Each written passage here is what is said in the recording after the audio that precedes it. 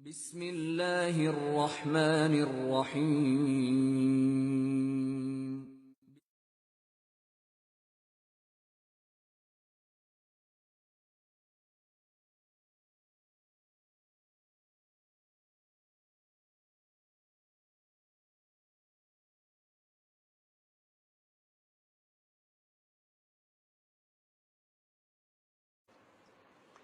چنانچہ اس پہلو سے میں آج ریکمنڈ کروں گا آپ کو مولانا مودودی مرحوم کا ایک کتابچہ بہت ہی قیمتی، تحریک اسلامی کی اخلاقی بنیادیں۔ چند کتابچے مولانا کے وہ بڑی ابدی حقیقتوں والے کتابچے ہیں۔ شہادت حق کے نام سے ایک بہت اہم کتابچہ ہے۔ اسلامی حکومت کیسے قائم ہوتی ہے، ایک بہت اہم کتابچہ ہے۔ اسلام کا نظریہ سیاسی بہت اہم کتابچہ ہے۔ اسی طرح یہ تحریک اسلامی کی اخلاقی بنیادیں، اس میں 4 اصطلاحات کی مولانا مودودی نے تشریح کی ہے: اسلام، ایمان، تقوی، احسان۔ جہاں تک ان اصطلاحات کا تعلق ہے اس کی بہت خوبصورت تشریح ہے، اور یہ کہ یہ ایک سلوک ہے، اسلام سے ایمان، تقوی، پھر احسان۔ احسان بلند ترین منزل ہے، جس کا کہ ہمارے ہاں اصل میں نے جیسے کہ عرض کیا کہ اسے تصوف کا نام دے کر ایک علیحدہ شے بنا دیا گیا، اور اس سے دوہرے نقصانات ہوئے۔ جو قرآن اور سنت کی زیادہ پابندی کرنا چاہتے ہیں انہیں توجہ اس لیے ہٹ گئی، یہ کون سا لفظ ہے، کہاں سے آ گیا، یہ تو اجنبی سے لفظ ہے، نہ قرآن کا لفظ ہے نہ حدیث کا لفظ ہے۔ انہوں نے اس کے اندر اتر کر اس کے ایسنس پر غور کرنے کی ضرورت نہیں سمجھی کہ ایسنس تو اسلامک ہے، اس کا روحانی ترقی، روحانی بالغی۔ انسان جو ہے ان مقامات سے اوپر اٹھتا چلا جائے، وہ صرف مسلمان ہونے پر قانع نہ ہو جائے، بلکہ یہ کہ اس سے آگے وہ ایمان کا درجہ حاصل کرے، اور اس ایمان کے درجے میں بھی اس ایمان کی وہ شدت جس کو کہ حدیث میں جبرائیل میں کہا گیا، جب پوچھا گیا کہ اخبرنی عن الاحسان، تو جواب کیا تھا حضور کا صلی اللہ علیہ وسلم؟ ان تعبد اللہ کانک تراہ فإن لم تکن تراہ فإنہ یراک۔ یا ایک دوسری روایت میں کیا الفاظ ہیں؟ ان تعمل للہ کانک تراہ فإن لم تکن تراہ فإنہ یراک۔ تم اللہ کی بندگی کرو، پرستش کرو، عبادت کرو، اطاعت کرو، اللہ کے لیے بھاگ دوڑ کرو، جد و جہد کرو، محنت کرو، سعی کرو، اس کیفیت کے ساتھ کہ گویا کہ تم اللہ کو دیکھ رہے ہو۔ جب ایمان اس گہرائی تک پہنچ جاتا ہے، اس شدت تک، اب اس کا تعلق ہے انٹینسٹی آف ایمان سے۔ اور آج پھر میں اس کو دہرا دوں، ایمان زبان پر آ گیا، قانونی ایمان، اشہد ان لا الہ الا اللہ واشہد ان محمد رسول اللہ، آپ قانونی مومن یا مسلمان تو ہو گئے۔ اب اگلا مرحلہ ایمان دل میں داخل ہو جائے، ایک لفظ غور کیے، داخل ہو جائے، یہ دوسرا مرحلہ ہے۔ تیسرا مرحلہ یہ اتنی گہرائی میں اتر جائے، اس کی انٹینسٹی، اس کی ڈیپتھ اتنی ہو جائے کہ یقین کی وہ کیفیت پیدا ہو جائے کہ جو کسی شے کو آنکھوں سے دیکھ کر یقین ہوتا ہے کہ ہاں آگ ہے۔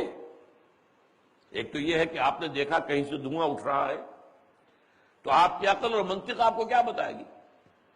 آگ لگی ہوگی وہاں پر، اس لیے کہ میرے دماغ کے کمپیوٹر کی میموری میں یہی ہے کہ جہاں دھواں وہی ہوتا ہے جہاں آگ لگی ہو، لہذا اگر دھواں ہے تو آگ ہے، لیکن آگ آپ نے دیکھی نہیں۔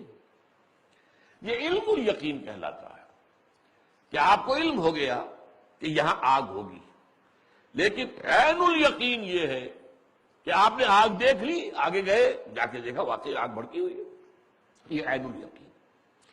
عین الیقین کے درجے تک ایمان کا پہنچ جانا یہ احسان ہے۔ یہ دل کا معاملہ جو اس کی گہرائیوں کا آپ اندازہ نہیں کر سکتے۔ دل دریا سمندروں ڈونگے، کون دلا دیا جانے ہوں، اس کی کیا وجہ ہے؟ یہ دل جو ہے یہ در حقیقت روح کا مسکن ہے، اور اس روح کا تعلق براہ راست اللہ کی ذات کے ساتھ ہے۔ جب اس روح کے اندر ایمان پوری طریقے سے مزین ہو جائے، اب یہی بات جو ہے سورہ حجرات میں آئی ہے، میں نے اس لیے 3 دفعہ کہا تھا، داخل ہونا، داخل ہونا، داخل ہونا۔ داخل ہونا ایمان کا نقطہ آغاز ہے، حقیقی ایمان کا، اور راسخ ہو جانا، مزین ہو جانا، یہ اس کی آخری منزل ہے۔ چنانچہ ایک طرف یہ فرمایا قالت الاعراب آمنا قل لم تؤمنوا ولکن قولوا اسلمنا ولما يدخل الايمان في قلوبكم۔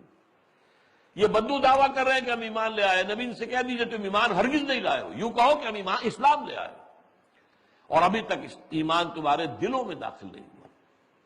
یہ تو تھا وہ انٹری، دل میں داخل ہو جانا، اور جب یہ داخل ہو کر راسخ ہو کر مزین ہو جائے، خوبصورت ہو جائے، درجہ احسان اسی سورہ حجرات کی آیت میں ہے، صحابہ کرام سے خطاب کر کے، وَلَٰكِنَّ اللَّهَ حَبَّبَ إِلَيْكُمُ الْإِيمَانَ وَزَيَّنَهُ فِي قُلُوبِكُمْ۔ اللہ کا جو تم پر بڑا کرم ہوا ہے اے محمد کے صحابہ، کہ اس نے تمہارے نزدیک ایمان کو بہت محبوب کر دیا ہے اور اسے تمہارے دلوں میں کھبا دیا ہے، تمہارے دلوں میں حسین بنا دیا، زینہ۔ یہ کیفیت احسان کی ہے، ان تعبد اللہ کانک تراہ فإن لم تکن تراہ فإنہ یراک۔ یہ کیفیت در حقیقت پیدا کرنا، یہ بھی مقاصد میں شامل ہونا چاہیے۔ صرف اسلام کے اوپر قانع ہو جانا نہیں۔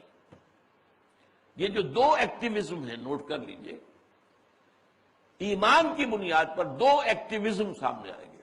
ایک ایکٹیویزم ایکسٹرنل ہے، باہر کا، ماحول کو بدلنا، قرآن کی دعوت کو پھیلانا، قرآن کے پیغام کو عام کرنا، قرآن کی تعلیم دینا، پھر جو لوگ مان لے انہیں جمع کرنا، منظم کرنا، طاقت بنانا، پھر باطل سے ٹکرانا، یہاں تک کہ اگر جنگ کی نوبت آتی ہے تو نقد جان ہتھیلی پر رکھ کر حاضر ہو جانا۔ یہ ایکٹیویزم ہے باہر کا۔ ایک انٹرنل ایکٹیویزم ہے جو ہمارے ہاں تصوف کا موضوع بن گیا، لیکن وہ ہے ایمان کا جزء، دین کا حصہ ہے۔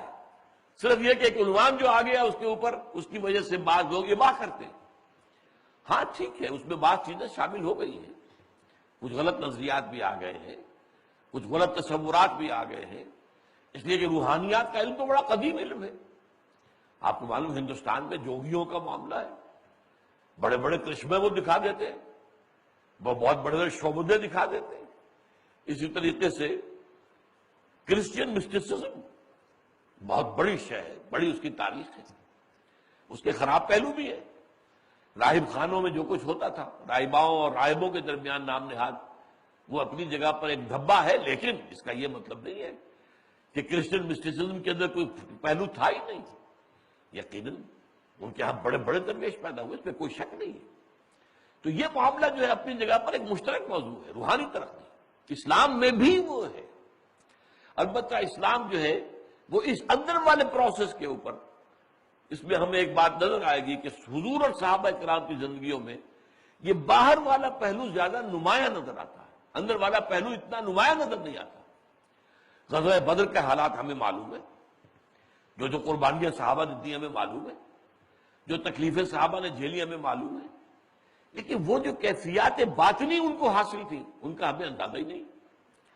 اور یہ کہ بعض اوقات انسان جو ہے ان کی طرف سے بے توجہی برتتا ہے، تو یہ چیز جو ہے یہ غلط ہے۔ اس کے لیے وہ انٹرنل ایکٹیویزم جو ہے اس کی بھی پوری توجہ ہونی چاہیے، اور اس اعتبار سے یہ آیہ مبارکہ جو ہے یہ ہمارے لیے گویا کہ روشنی کا مینار ہے، اور اس کی پھر شرح جو ہے وہ حدیث جبرائیل ہے۔ لیس علی الذین آمنوا وعملوا الصالحات جناح فیما طعموا اذا ما اتقوا وآمنوا وعملوا الصالحات ثم اتقوا وآمنوا ثم اتقوا واحسنوا۔